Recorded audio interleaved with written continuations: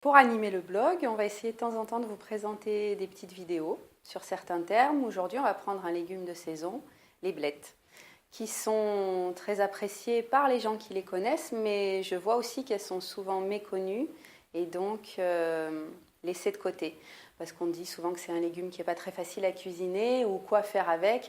Et puis beaucoup sont un petit peu traumatisés par les blettes à la béchamel de l'enfance. Alors, je vais vous proposer deux petites recettes, mais avant ça, un petit topo sur les blettes. Donc, à l'automne et en hiver, on en trouve beaucoup. Donc, dans l'idée de manger avec les fruits et légumes de saison, c'est sympa d'avoir plusieurs idées, plusieurs façons de les cuisiner.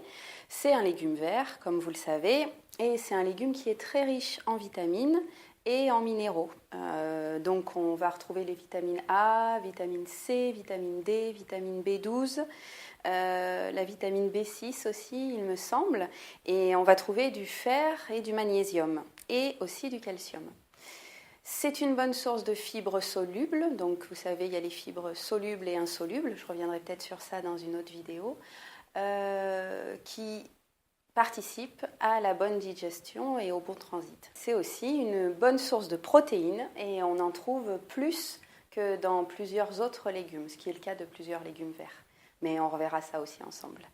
Voilà, je vous rappelle aussi qu'au niveau naturopathique, une assiette doit être composée de 50% de légumes. Je vous propose deux petites recettes sympas, une salée et une sucrée. Ça peut être surprenant. Mais alors tout simplement, quand vous avez vos blettes fraîches du marché ou du magasin bio, vous les nettoyez bien. Il faut enlever bien sûr au bout des cardes, il faut enlever la partie la plus dure. Et puis vous les émincez en petits et je vous propose simplement de les faire sauter dans un wok avec de l'ail et du gingembre et un petit peu de sauce soja, du tamari de préférence, puisque dans la sauce soja il y a du gluten. Donc vous pouvez aussi faire revenir un petit peu d'oignon, mais sinon en fait un tout petit peu d'huile d'olive et vous faites revenir un petit peu le gingembre, revenir les blettes. Donc on peut mettre en premier la partie blanche puisque la partie verte va cuire beaucoup plus vite et puis de toute façon c'est bien que ça reste un petit peu croquant. Et en fin de cuisson vous rajoutez le tamari et puis l'ail. Donc ça c'est à vous de voir selon comment vous aimez l'ail, un petit peu soit en fin de cuisson il est quasiment cru, soit dans les 3-4 dernières minutes.